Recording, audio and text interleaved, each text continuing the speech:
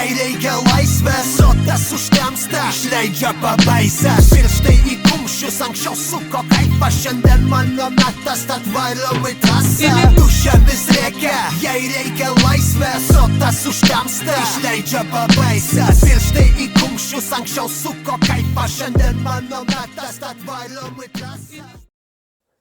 Sveiki chebryte, sveiki atvykę į 9 Be filtro epizodą.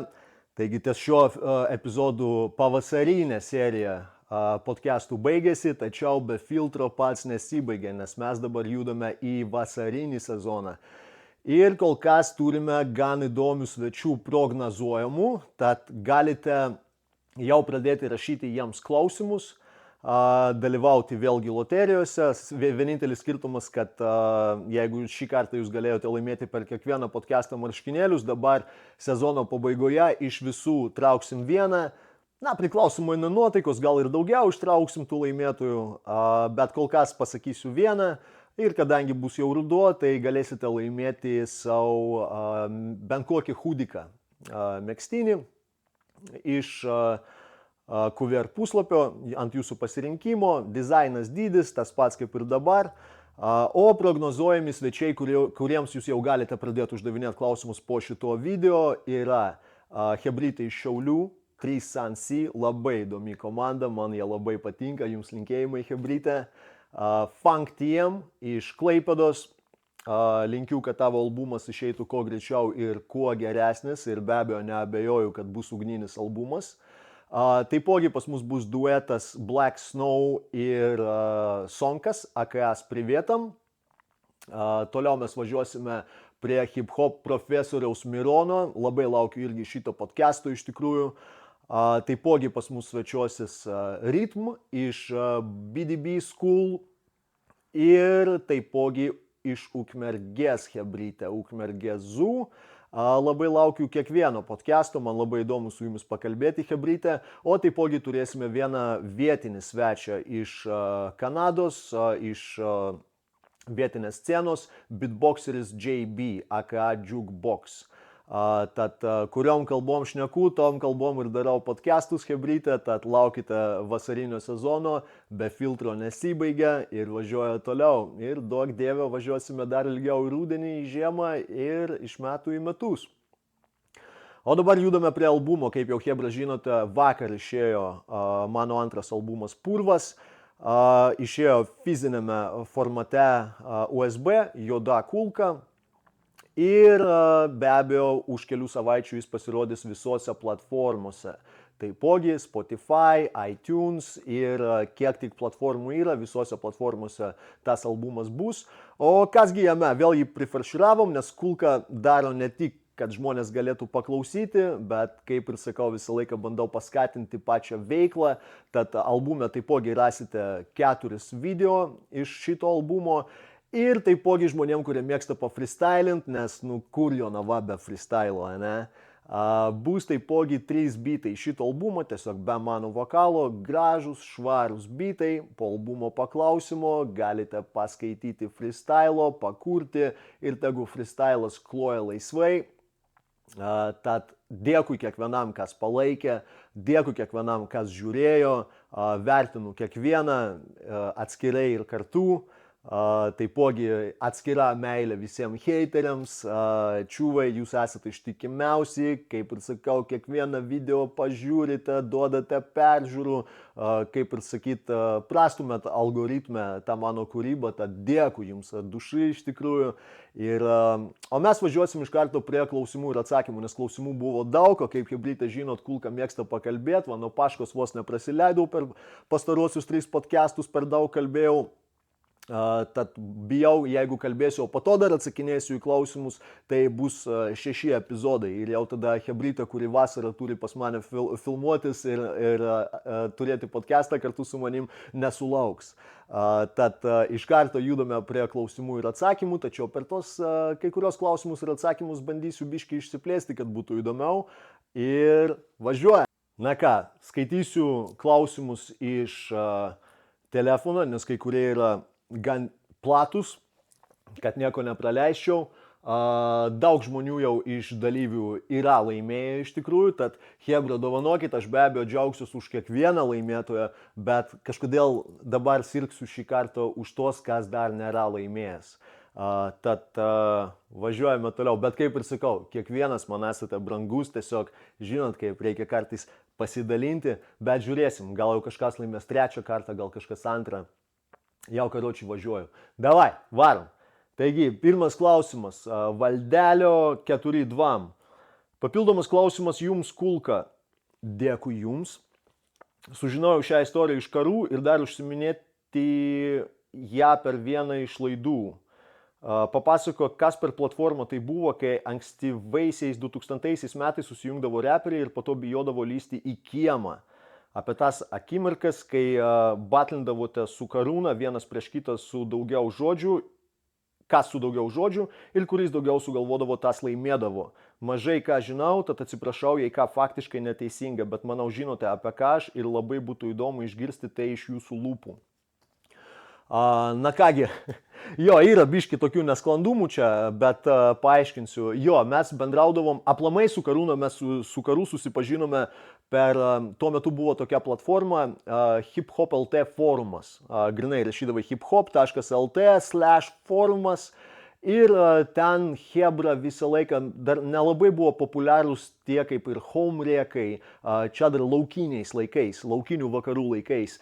Ir tiesiog Hebra susirinkdavo tame forume ir aptardavo kažkokius gabalus, kažkokias temas su hip-hopu, buvo skiltis apie breiką, apie kiekvieną elementą hip-hopo.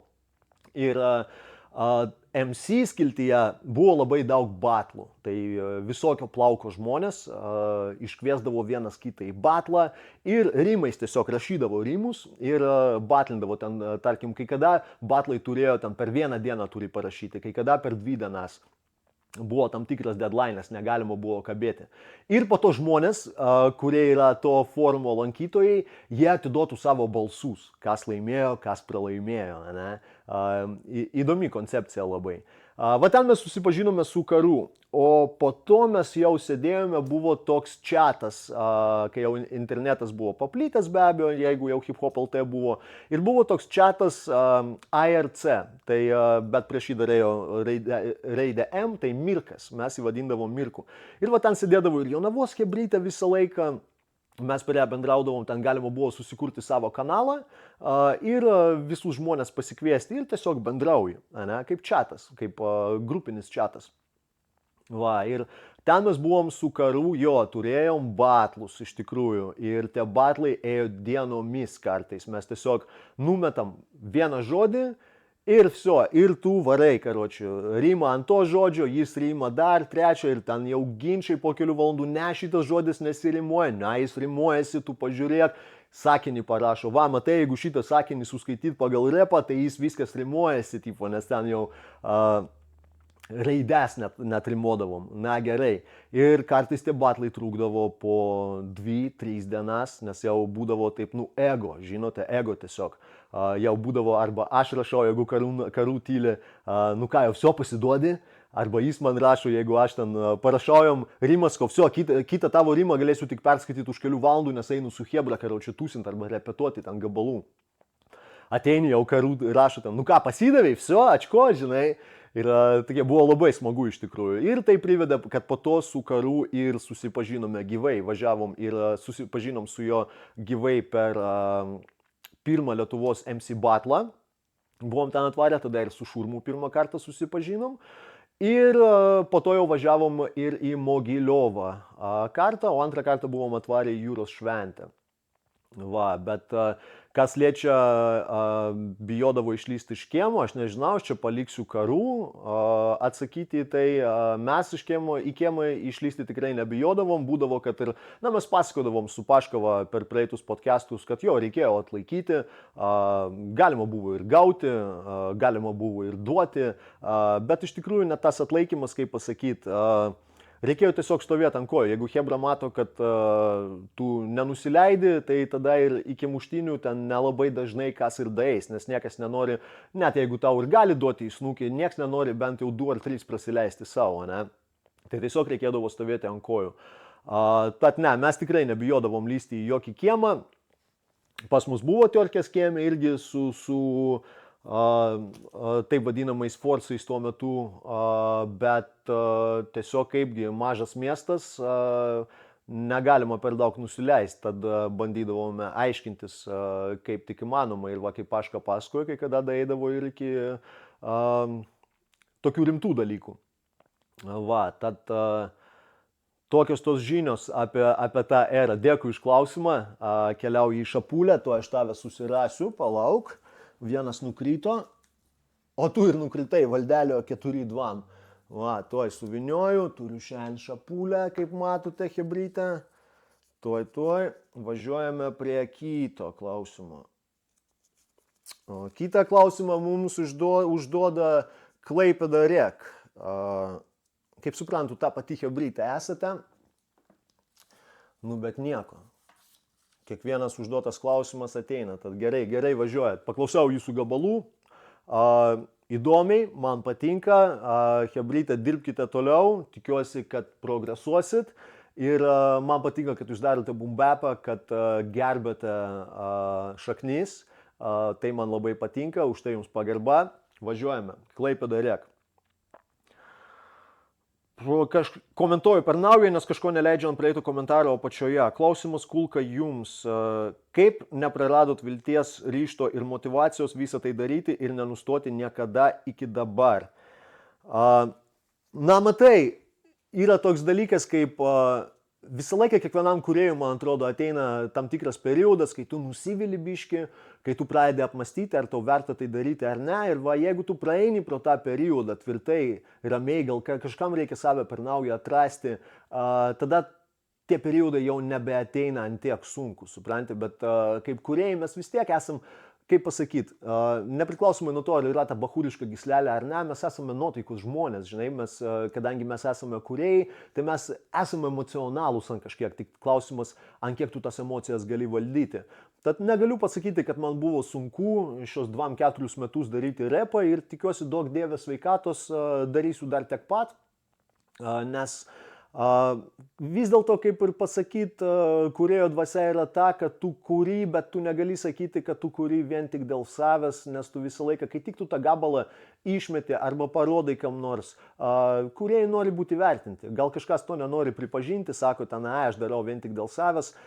Jeigu vien tik dėl savęs darytum, tai tada niekas apie tave nežinotų, niekas apie tave negirdėtų. Tai be abejo, mes kaip kūrėjai, mes manom, kad mes turime ką pasakyti, kad mūsų mintis yra svarios ir kad tom mintim reikia dalintis. Tad tikrai nebuvo sunku.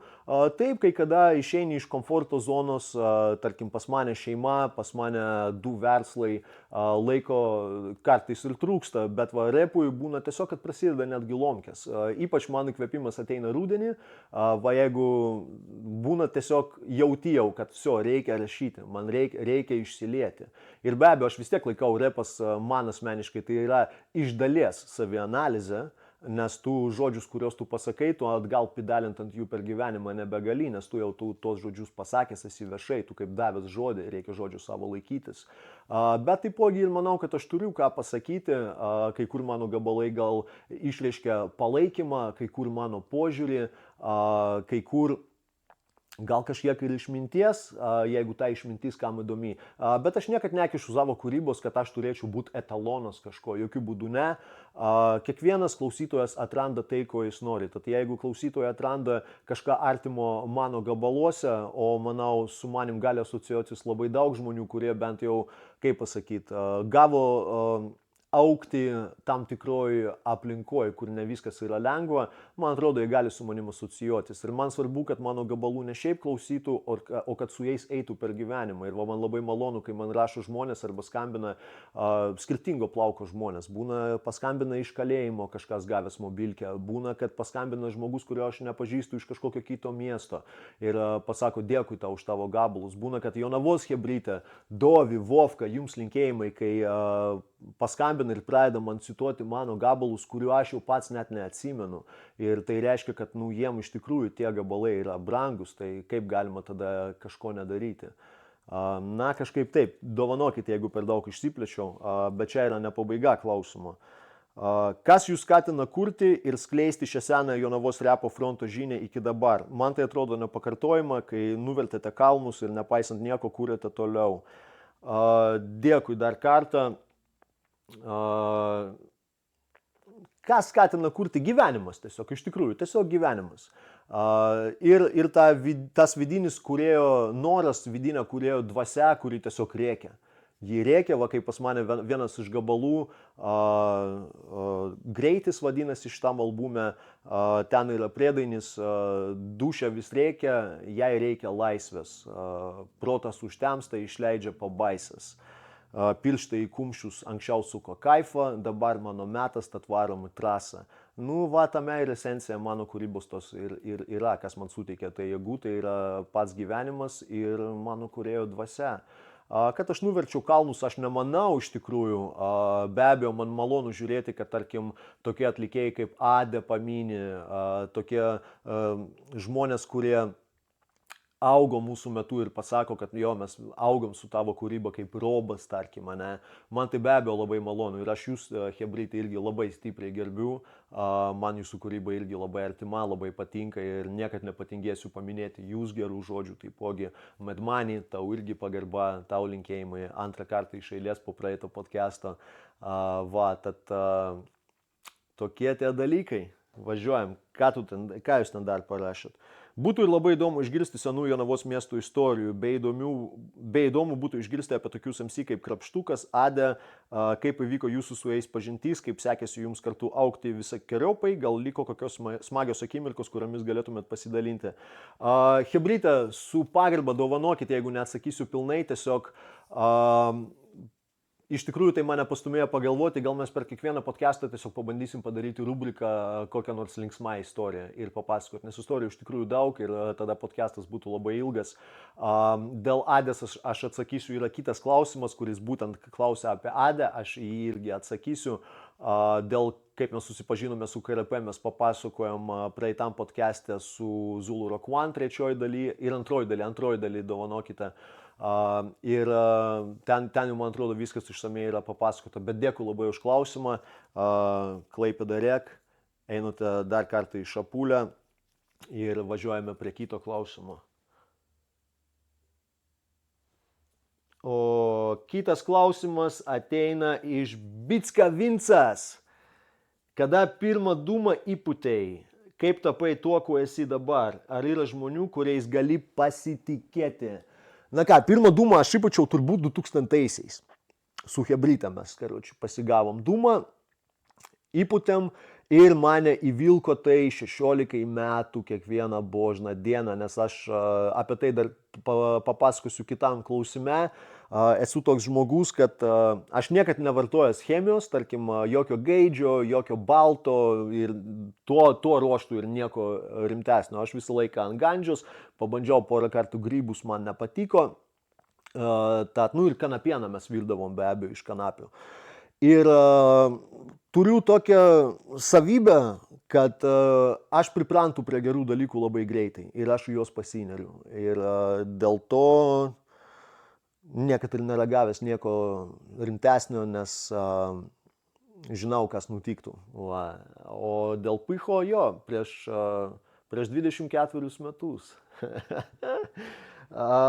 Kaip tapai tuo, kuo esi dabar? Per labai daug savianalizės, iš tikrųjų, labai daug savianalizės. Labai mėgstu pamastyti, labai mėgstu pasėdėti tyliai pats savo ir paprieštarauti pats savo. Tarkim, aš tiesiog atsisėdu ir aš pradedu galvoti ir pats savo bandau prieštarauti, kad tiesiog išvystyti tam tikrą pokalbį, ar aš esu sąžiningas pats su savimi, nes man atrodo, tai yra labai svarbu būti sąžiningu su savim. Ir aš iki šiol galiu pasakyti, kad man ne visą laiką tai pavyksta būti sąžiningu su savim. Kartais mano ego, mano charakterio bruožai vis tiek ima į viršų, bet bent jau aš vėliau tą pačią dieną galiu tai atpažinti, iš to pasimokyti ir pabandyti tai numalšinti. Tad tikrai labai daug savianalizės, ir be abejo fizinė gyvenimo patirtis. Ką tu darai, kokios pasiekmes iš to ateina, kaip išanalizuoji žmonės, tarkim, išanalizuoji, kokie žmonės buvo tavo gyvenime, jų dabar nėra, dėl ko tai buvo, mokėti atpažinti tam tikras charakterio charakterio savybės, su kuriomis nereikia veltis į nieką absoliučiai. Va, ir tai priveda prie klausimo, yra žmonės, kuriais aš pilnai pasitikiu. Na, kaip pasakyti, jeigu jau, kaip ir sakau, šunim aš savo pilnai pasitikiu, labiau negu savim, nes, kaip ir sakiau, aš ten vis tiek bandau galvoti, kad aš esu teisingas žmogus, kad aš tikrai pagalvoju prieš kažką darant, bet, kaip mes sakom, ego yra ego, jis kartais čia per gyvenimą turbūt praeisi ir gal ne visiems pavyks su to ego savo susitvarkyti. Ir gal aš esu vienas iš tų žmonių taipogi, bet aš ties to dirbu, atsakau, sąžiningai, atdušai, bandau su to dirbti, bandau biškį pasigauti išminties. O dėl pasitikėjimo, galiu pasakyti, yra be abejo keli žmonės, va tarkim Paška, Zulu Rokuanas, patikrintas gyvenimo, jo aš pasitikiu pilnai, kaip ir sakėm per praeitus podcastus, jis turi visus mano slaptažodžius į visus socialinius tinklus, nes jis jais užsiima, vapšė nesiparinu. Kuverą mes su juo darom 50/50 be jokių kontraktų, va kaip bratulios, tai aš juo pilnai pasitikiu. Netgi kaip pasakyti, visą laiką bus, tarkim, patikslinti, dėl ko aš pasitikiu žmogum, bet aš nepasitikiu jo elgesiu, nes, tarkim, kiekvienas mes matome pasaulį skirtingai ir jeigu, tarkim, neduok Dieve, čia taip kalbu Paška, dovanok, čia ne tai, kad apie tave kažką kalbu, bet jeigu Paška padarytų kažką, kas man nepatinka, aš esu įsitikinęs, kad jis tai padarė ne specialiai, o tiesiog nes jis yra kitoks žmogus ir jis mato pasaulį kitaip ir tada mes su juo pašnekam, jis supranta, iš kur aš ateinu, aš suprantu, iš kur jis ateina ir mes bandome surasti kompromisą. Tad aš tikrai pasitikiu Pašką, bet, kaip pasakyti, kiekvienas elgiamės pagal save. O dėl pasitikėjimo dar noriu paminėti tokią gerą frazę iš DMX-o, angliškai skamba geriau, bet reikia pasitikėti žmonėmis, reikia pasitikėti, kad krysa bus krysa, reikia pasitikėti, kad vagis bus vagimi ir dėl to elgti su tais žmonėm atitinkamai, nes mes žiūrime į pasitikėjimą, kad mums reikia atsiverti, bet ne, iš tikrųjų reikia pasitikėti, kad žmogus elgsis taip, koks jis iš tikrųjų yra. Ir priklausom nuo to, toliau bandyti užimti savo pozicijos arba daryti kažkokius judesius. Be abejo, pasitikiu savo šeimą. Tiek tų žinių apie pasitikėjimą. Dėkui iš klausimą. Vincai, keliauji į Šapulę.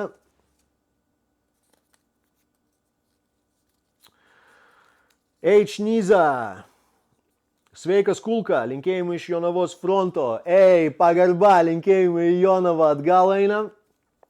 Tikiuosi, kai kalbėjau, kad žmonės, kurie dar nelaimėjo, tu esi vienas iš tų žmonių, kuris dalyvavo kiekvienam podcast'e. Norėčiau, kad šiandien gal ir tu laimėtum taipogi. Keletą klausimų. Kaip gimė pseudonimas Kulka? Iš lempos vapšė. Buvo pas mane pirmas nikas grafitas, nes aš dariau grafitį pradžioje. Buvo pas mus tas CW Crew ir po to jau, kai pradėjom repuoti ir rašyti tekstus, mes visą laiką net tam pačiam Mirke, apie kurį pasakojau anksčiau Hip Hop LT forume, mesgi nagli, progresyvus jaunuoliai, tai mes visą laiką karpydavom tą kalbą ir tarkim, kaip juočkiai mėgsta ERS padaryti į AZ, mes tą patį darydavom, mes visą laiką SZ darydavom žodžio gale ir vietoj derinio Q darėm tipo raidę Q, Kulka. Ir norėjausi tiesiog kažko agresyvaus, padariau gabalą su tokiu pseudonimu, gabalas hebrai prilipo ir pradėjau taip ir rėdėtis, žmonės pradėjo taip ir vadinti, bet jo, sugalvojau pats savo, ne tai, kad hebra davė, šitą pseudonimą. Kas įkvėpė pradėti repo meną? Iš tikrųjų tas repas, žinai, iki manęs bandė dasibrauti anksčiau, aš negaliu pasakyti, kaip kiti žmonės sako, aš ten gimęs su repu, mane repas visą laiką supo, nichuja, ne pas Kulką. Man net panerių hebrytai pagarba buvo, kai aš perėjau iš Rusų šulės į Senamiesčio gimnaziją, buvo atnešę Wu-Tangų albumą 36 Chambers ir aš pirmą kartą paklausiau, man nesulipo, žinot, aš klausydavau skirtingos muzikos. Ir va, man būtent tas repas jau kaip atėjo, tai va, kai Tupakas, Mobb Deepai, Onyxai pažaizni, Cypress Hillai, nors dabar Cypress Hillų nelabai klausau. Ir va, tai jau užvilko. O aš esu toks žmogus, kad jeigu man kažkas patinka, aš negaliu būti, tarkim, klausytojų. Aš negaliu būti įvertintojų. Jeigu man kažkas patinka, aš turiu tame veikti. Ir dėl to, va, man kažko patinka, tai aš nuolat kažko draskausi. Aš iki šiol man bus jau daug metų gan greitai. Ir iki šiol draskausi bent kurią akimirką, kada turiu laisvo laiko. Varau į aikštelę, žaidžiu gatvės krepšinį. 3-3, 2-2, 1-1, 4-4, nors 4-4 nelabai mėgstu, per daug jau žmonių, bet va 3-3, 2-2 dievinu. Ir nuolat žaidžiu, visą laiką ir Jonavoj žaisdavau. Negaliu tiesiog žiūrėti per televiziją. Nu, va tas pats su repu, negaliu tiesiog klausyti, reikia daryti. Kaip gimė gabalas su Ade prisirišom? Tiksliai žinok, va tiksliai neatsimenu, bet man atrodo Ade dovanok, jeigu kažką sumaišysiu. Aš jau buvau Edmontone ir Kanadoje ir Ade man parašė, ar mes kalbėjome su Ade ir kažkaip davai padarom gabalą kartu. Ir Ade jau turėjo paruošti instrumentalą. Tas instrumentalas yra Adės. Nu ir gerai, padarom, nuvariau į tą nuomą, nes neturėjau dar tuo metu savo maiko, neturėjau garso kortos, nuvariau į nuomą, išsinuomojau mikrofoną, garso kortą, bet viską hujovo be abejo iš kokybės patys žinot, patys matot. Ir padarėm tą gabalą, dėl ko labai džiaugiuosi ir tikiuosi, gal su Ade dar kada padarysime, aš būčiau atviras tam dalykui. Indika ar Sativa? Žinok, anksčiau Sativa paliubomu, bet jau dabar 6 metus vapšė nepučiu nei vieno kaseko. Aš nieko prie žolę neturiu, žmonės pučia, duok dievę, geriau jau tegu pučia negu geria, arba daro kažką rimtesnio.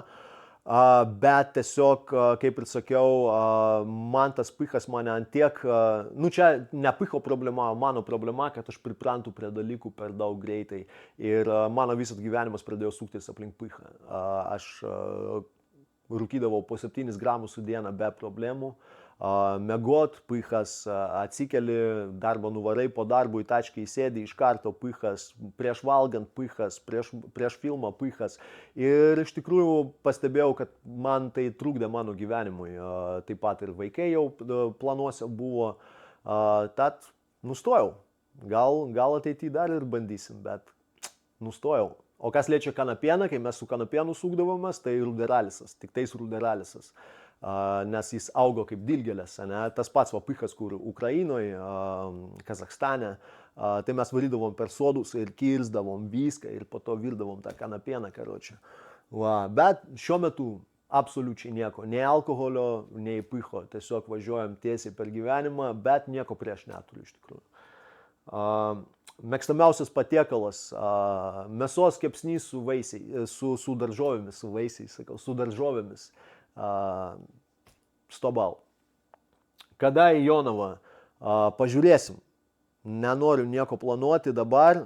Yra mintis, kad kitais metais, bet pažiūrėsim, kaip gyvenimas eina. Gali būti, kad planai pasikeis.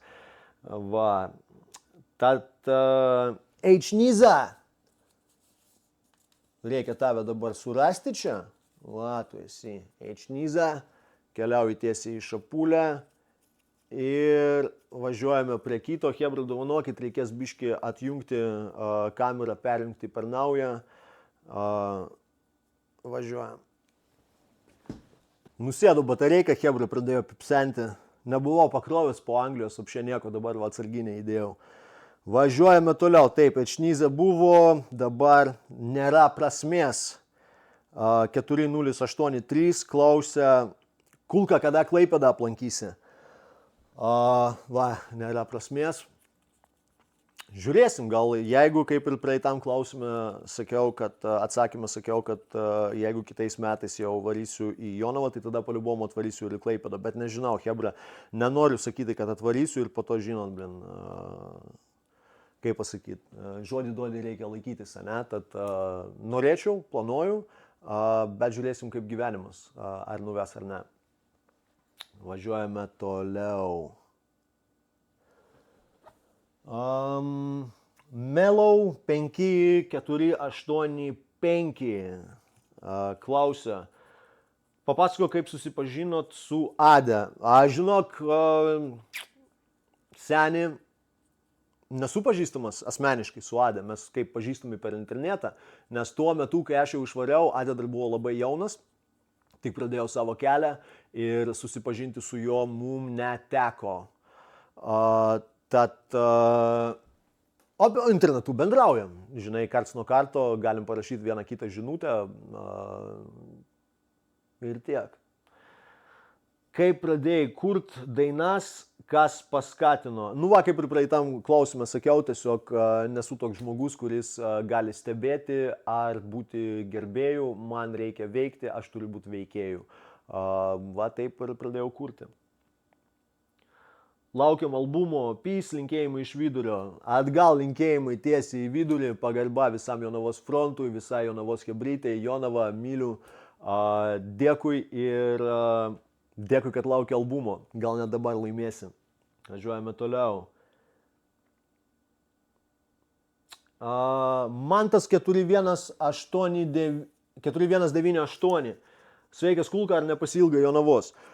Žinai, pasiilgau, bet iš romantinės pusės, nes kai buvau grįžęs, jau visa chebra išsilakščius, nieko taip kaip ir nėra ten.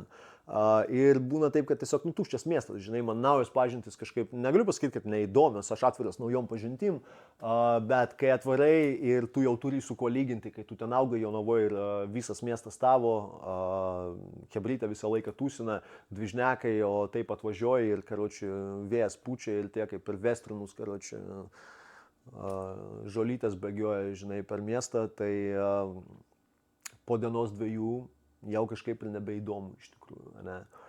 Va, bet aš buvau grįžęs prieš Sinkevičių atstatant miestą iki Grožio, tad tikrai norėčiau pažiūrėti. Turiu dar draugų ten be abejo ir klasiokai ir viskas, bet kas liečia iš repo pusės, tai gan tuščia, ne? Va, bet ilgiuosi, be abejo ilgiuosi. Važiuojame toliau. Neon HQ 670. Kurtų, va, Neon HQ 670. Kulka, kiek metų muzikoje? 24 metai.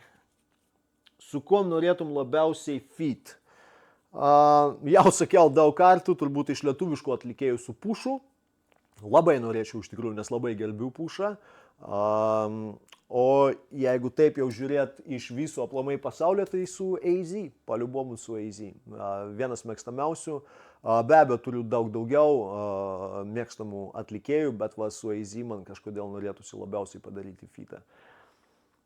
Kurioje vietoje gyvenai Jonavoje? Chemikų Kem 3, su Medmani dalinamės namą ir su tuo pačiu Mindaugu Sinkevičium. Bet Medmanis, aš dar net nežinojau, kad Medmanis gyvena mano name, nes jis irgi buvo jaunas, didelis amžiaus skirtumas, kad jis gyveno 3 laiptiniai. Va, Chemikų Kem 3, rimkai, geras kiemas. Važiuojame toliau. Ar grįžti gyventi į Jonavą ateityje? Nežinau, kaip gyvenimas pasuks, bet kol kas, va, kaip eina gyvenimas, galiu tau pasakyti, kad tikrai ne. Į Lietuvą nenorėčiau grįžti gyventi šiuo metu, nes labai myliu tėvynę, turiu priekaištų valstybei. Kaip sakiau, vienam iš savo gabalų. Tikiuosi nieko tas atsakymas nenuvils, sakau tiesiai šviesiai, ką jaučiu, tą sakau, kaip ir pasakyti. Net jeigu su nuomonė mano chebrytė nesutinkat, kažką įžeidžia, aš jau bent jau turiu drąsos tą tiesiai šviesiai pasakyti. Bet pagarba, dėkui iš klausimus labai. Važiuojame toliau. Mr. Mine Banana. Aš nežinau, ar tu, karoči, heiteris esi ar ne, ar tu iš tikrųjų atvirai paklausai šito klausimo, bet tau začiotas eina didelis. Ir net jeigu tu šito klausimo paklausai atviro dušą, heiteriai, jums va iš šito tikrai reikia pasimokyti. Va, tokio padjobo gero aš senai nematęs, aš vengiau balsų, karoči, blėt, iš tikrųjų. Klausimas yra toks, pala, tu tu tas čiuvas, kur Palangoj šoka basankiai. Ir aš iš pradžių taip net nesupratau, galvoju, basankė, tipo basankėse, kas čia darosi, žinai. Nueinu į YouTube, Palanga basankė, Basanavičiaus gatvė, gerai galvoju, blėjau. Galėjau anksčiau suprasti.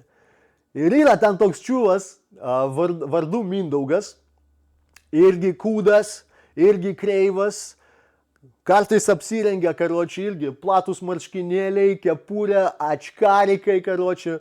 Bet tik skirtumas, man atrodo, jam, negaliu sakyti, jam kažkas ne to, bet gali būti, kad jam kažkas ne to. Jis, karočiui, šoka, tipo ten, jis kartais, visokį muzoną paleidžia. Turbūt, jeigu įvesite Mindė, Palanga, Basanavičiaus gatvė arba Mindės šokiai Palanga, jis laksto iš tikrųjų tie video, laksto ir YouTube yra tie video. Gal aš net įdėsiu ant šito podcast'o, karočiui. Yra čiuvas, jeigu su blogo kokybė kameros žiūrėti, panašus į mane, karočiui, jis ten šoka. Bet aš to pasakysiu tai, ponas mano banana,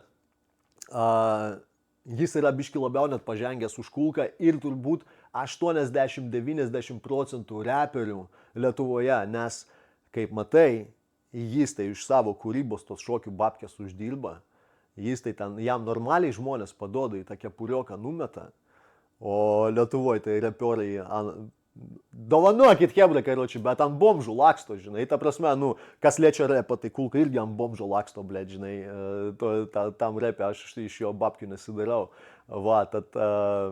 Ne, aš nesu tas čiuvas, bet, blėt, tau začiotas ahujenas klausimas, iš tikrųjų, tai atkeliauji į Šapulę ir gal net laimėsi albumą, galėsi tada į Palangą nuvažiuoti į Basanavičiaus gatvę, paduoti Mindei, karočiui, kad jis pasileistų tą gabalą, pradėtų šokti ir va tada jau nufilmuoti, blėt, ir padaryti kokį viral video, kad tipo va, kulka filmuoja naują albumą, va, jums idėja, heiteriai, blėt, padarykit normalų izdivoną, blėt, ar jūs tam, blėt, kalbat kažkokias nesąmonės, po to už savo bazarą negalite atsakyti, kai jums pasiūloma, davai pasišnekam, blėt, pakalbėsim, va, yra podcastas, ateik, pakalbėsim, yra aukštesnio plauko žmonės, iš Vilniaus hebrytė.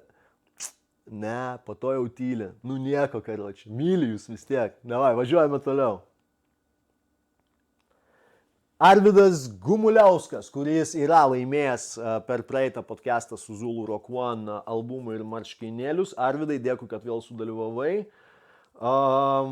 Paklausė Kulka, kaip atrodo dabartinė hip-hopo scena Lietuvoje tavo nuomonė? Dvipusis mano požiūris yra į tai iš tikrųjų, Arvydai. Iš vienos pusės labai gerai atrodo ta scena, žinai, vien tik dėl to, kad yra visos technologijos yra prieinamos, internetas yra prieinamas, kiekvienas gali tai daryti ir beveik kiekvienas tai ir daro. Ir tai yra labai gerai. Jeigu žmonės reiškiasi, man nusispjaut, ar ten jie daro tą muzoną, kurio aš neklausau, kuris man nepatinka.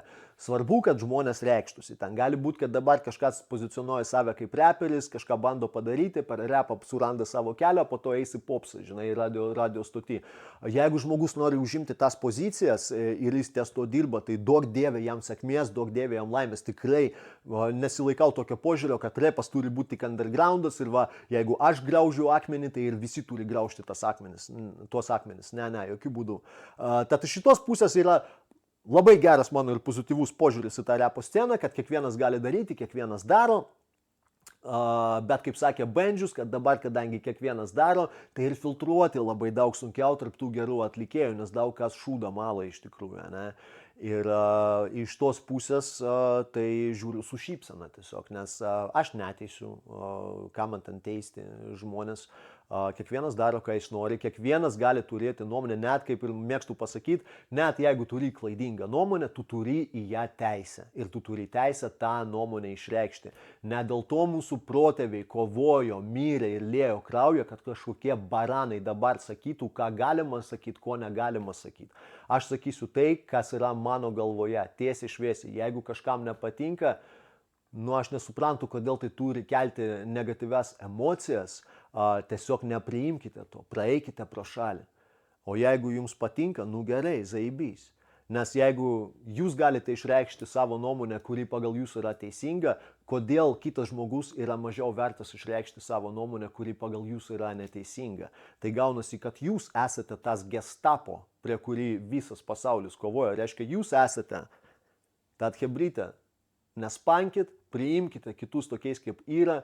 Jūsų nuomonė yra jūsų nuomonė, aš gerbiu, kad jūs tą nuomonę turite, nepriklausomai, politika, muzika, gyvenimas, seksualinė orientacija, bet mano nuomonė yra mano nuomonė ir aš jos niekada nebijosiu išreikšti. Ir jau bandė mane praeitais metais biški paskandinti iš visų pusių, pradėjau rašyti, kad radijose negros, iš kai kurių radijų mano gabalus išėmė, pradėjau šiurpinti hebrytę, kad su manim nedirbtų. Ir kai kurie bailiai ant to pasirašė ir pasakė, oi, man tai baisu, aš negaliu su tavim dirbti, nes man čia gyventi. Ir hebrytė kulka toliau varo. Ir dabar kulka ta, kuri bandė užtildyti, duoda žodį šitoje platformoje kitiems žmonėmis ir pasiruošęs duoti žodį tiems heiteriams. Ant kiek tai yra ironiška, hebra. Bandėt mane užčiaupti, o dabar tas, kurį jūs bandėte užčiaupti, duodat žodį visiems, blė. Būna, ne? Kulka yra traukinys, blė. Aš esu nepriklausomas, hebrytė, blė. Aš hatų įsirašinėjau, 24 metus hatų įsirašinėjau. Aš pats savo klipus darau. Joje gali būti hujovi, bet aš pats jos darau. Aš pats savo bitus perku, licenzinius. Tad nėra jokių virvių, kuriomis aš esu pririštas. Ne prie ko. Tad hebrytė, jūs galit mane peikti, galit bandyti kažką užtverti man kelią. Aš esu nepriklausomas ir man pajibat ant nuomonių. Kulka daro savo. Tad visiems pagarba. Važiuojame prie kito klausimo. O kitas klausimas yra iš Septolit, kuris taipogi laimės jau yra. Ir jis turi porą klausimų. O klausimai yra: sveikas, tau klausimo taip ir neuždaviau, taigi klausimas, jei nėra per daug asmeniškas, jei taip to klausimo neviešink.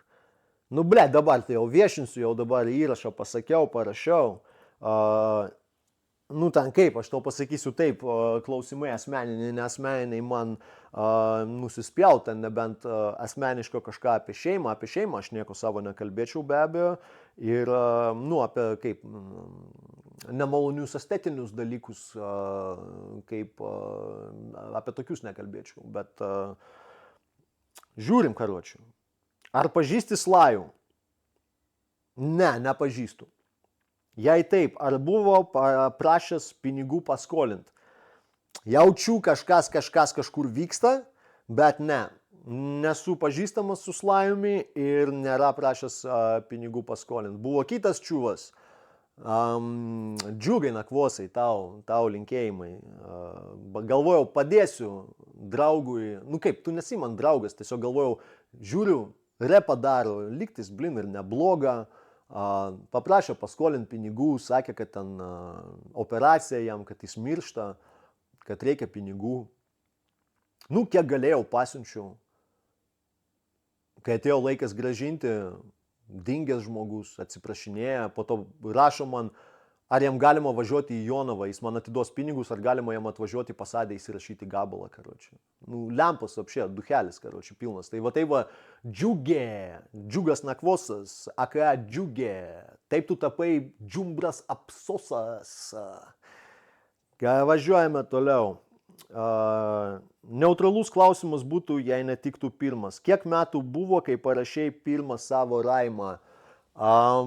Dabar sunku atsiminti, kiekgi man buvo metų 16. Nes, kai pradėjau daryti repą 2000-aisiais, tai 16, kai buvo metų, tada ir pirmą gabalą įrašiau. Gabalas buvo, bet ten mes žinot, kai tik tais laikais, kadangi reikia ten tai subkultūra, partizanų ir tų tokių sukilėlių subkultūra, tai ir dvasia buvo tam tikra, kad reikia būti tais samurais, gatvių ninzom, gatvės kovotojais, tai ir gabalai apie tai buvo. Pilna parnucha vapšė. Jo. Tokie dalykai, karočiu. Nuo to kelias ir prasidėjo. Pavadinimo net dabar neatsiminsiu iš tikrųjų to gabalo. O jau pirmas, kuris išėjo, kaip grinai kulka, buvo išmetęs, tai buvo Skrydis. Gabalas, aš tuo metu jau čia turbūt po metų kažkur, buvau paskaitęs knygą Turgenevo Tėvai ir vaikai. Geniali knyga, kaip pagal mane, labai mane privertė taip mąstyti. Ir ten buvo dėl to Skrydėje paminima, kad Bazarovo žvaigždė užgeso danguje, apie tokį veikėją Bazarovo nihilistą. Nihilizmas čia, karočiui, tos viso Rusijos imperijos režimo priešpriešą 1850-1860. Jis dar vadino 60-tnikai, tai čia būtų 60-tukininkai. Tai buvo kaip elito sluoksnis, kuris, kaip dabar liberalai maždaug, elito sluoksnis, kuris prieš valdžią. Ir man padarė didelį įspūdį tą knygą ir aš bandžiau adaptuoti tą temą į mūsų laikus. Ir tai padariau Gabalas Skrydis. Tokie dalykai. Ką, tiek tų žinių. Tai buvo paskutinis klausimas. Darome, davai, maišom. Šapulę. Maišom, aš nežiūriu, karočiui, hebra, nežiūriu. Pirmas pasitaikęs. Opa.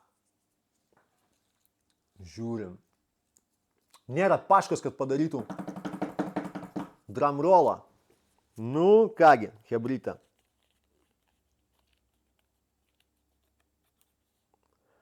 Mellow 5485. Ačiū Dievui, bent jau pirmą kartą sudalyvavo žmogus ir vienintelį kartą per visų podcastų seriją. Sveikinu tave, prašau susisiek. Gausi marškinėlius iš coverbrand.com puslapio, pasirinksi bent kurį dizainą, bent kurį dydį ir tau pasiūsim, o albumą, kiek atsimenu, man atrodo, tu iš Jonavos, tai albumą mes siunčiam karavaną Slavkai į Kulviečius, turėtų savaitės, 2 savaičių bėgiai ateiti, tai galėsi albumą atsimti tiesiai iš jo, o marškinėliai tau ateis iš Latvijos, kad nereikėtų mokėti muito. Taigi, tai ir yra pabaiga mūsų serijos podcastų vasarinės, pavasarinė prasideda, kaip ir sakiau, toliau dalyvaukite, hebra, užduokite klausimus, tikiuosi albumas jums patiks, tikiuosi atsakiau ir, kaip ir sakiau, vienas iš klausimų apie juokingas istorijas, iš tikrųjų pagalvosim, gal padarysim rubriką juokingos istorijos ir tada kiekvienas gal svečias galės kažkuo pasidalinti.